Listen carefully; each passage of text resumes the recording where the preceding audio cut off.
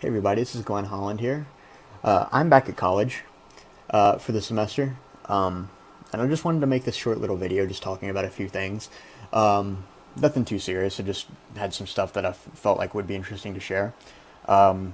Firstly, I'll get into a little bit of announcement. I don't know if I've said it before, but PennLUG will be going to and displaying at the Greenberg Train and Toy Show in Harrisburg, Pennsylvania. It is at the mall in Pennsylvania, at Harrisburg rather.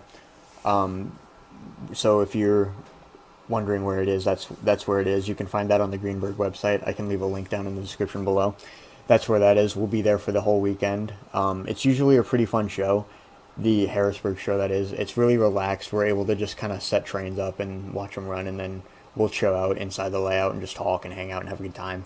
It's a really good show, and so I'm really looking forward to it. And I wanted to let you guys know, so if you're in the area and you feel like coming out and seeing us, then go for it. We're always happy to meet people, especially me. I love meeting people who watch my videos, and even though there's probably not all that many of you, I still enjoy it. But that's that. And then so I wanted to get the other thing that I wanted to talk about in this video was the issue of scale. Not an issue, but just the topic. So a lot of you guys see the PennLUG layout and see like the trains that Cale Leapart, Nate Brill, myself, Josh Sanders, Tony Sava, and other people across the world as well. You see the trains that we build, and I would imagine you'd want to take your experience and skills to new levels. And so I wanted to share this thought with you about scale, because building from a scale has helped me dial in my building techniques tremendously since joining PennLUG. Like before PennLUG, I didn't really build to a scale. I didn't think about it before I started building a locomotive or a car. And then afterwards, I'm able to keep like a rigid scale. And it's really nice because my passenger cars and my freight cars and my locomotives, they all look well proportioned when I put them next to each other, which is really nice because you think about like having two Pacific locomotives and if you build in different sizes, it just doesn't look right. So it's a really cool thing to think about. But I wanted to share this with you because the PennLUG scale, and I call it the PennLUG scale, it's just the one that we use. You can use whatever you want, but the one that we generally adhere to, we say is 8 studs equals 10 feet. And this comes from most American rail cars are roughly 10 feet wide. And the most American rail cars that we build are 8 studs wide.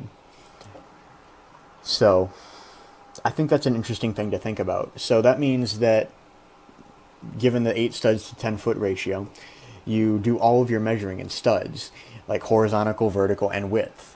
Which is interesting because a lot of people that I know measure height in bricks, and bricks and plates don't quite match up. It's kind of weird, but I'll explain a little bit. So the way I go about building a passenger car, let's say I'm building a passenger car, I'll do some research on the internet and I'll find, hopefully if I can, a diagram of the car, like an elevation sketch. And so that'll give you the side of the car, and it'll give you a dimension of length, from end to end, and it'll show how long in feet it is. And that's really nice because then I can use that length and then the 8 stud to 10 foot ratio. And then I do a little bit of math and I'm able to come up with and find out exactly how long that car should be given that scale, which is really cool. I mean, you often come up with a decimal, which is fine, but usually, just kind of round up or down based on what looks better, what you think it should be. Like if you have a car that should be 67.5 studs, you can go up to 68. It would probably be a lot easier than building an even amount of studs in length versus an odd. It's been done before and it's not that hard, but it might be just a little bit easier. So based on whatever you think looks better. But I think that's really cool. And then so also measuring in studs, you would also have to measure height in studs instead of bricks. So that usually means you kind of hold up a plate to the edge of your model, and you would count how many studs high it is, which is different. I know, because it's just different. It's just a little bit more of a cleaner way of doing it. Just kind of giving it a little bit of thought before just diving straight into the build. And I know the purpose of the hobby is to build, but I think it's an interesting thing to think about because you get into like using the scale, you get into more like of a modeling sense. Instead of just building a train made out of Legos, you actually get into scale modeling with Lego. And I think that's really cool, and that's what I'm trying to do. I mean, I have a long way to go, but dialing in my scale, because I generally build on the larger side. Like I recently have been building a few passenger cars, and they're generally a couple studs longer than they should be.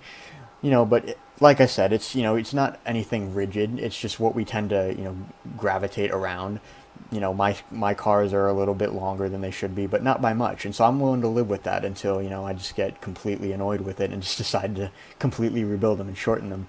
But it's cool to think about, because then when you build like a string of passenger cars and put them together in a train, is that they don't look out of proportion next to each other. And then you have the different lengths of the cars as they would have been in real life. Like I've built cars that have been 74 feet, 80 feet, and 84 feet. And I, distance and proportion those cars in such a way that they don't look quite all the same when they're standing next to each other on the layout. And I think that's really cool. Is, like I said, you get into the more modeling aspect instead of just putting bricks together and making a train. So that's the main point I wanted to talk about in this video and share it with you guys, so you can maybe try thinking about it in a different way.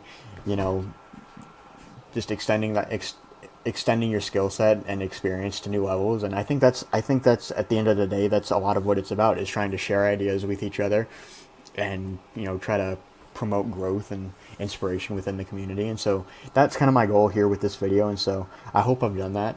But that's about it. Thank you guys for watching so much. I really appreciate it.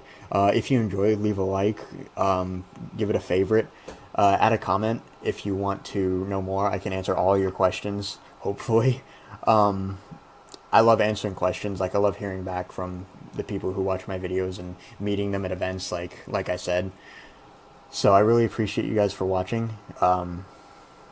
Keep a lookout for more videos. I've got several things that I want to post. I've been working on editing and filming as well. There are at least 3 videos that I'm going to be making, so keep an eye out for those. But other than that, thanks for watching, and I'll talk to you all later.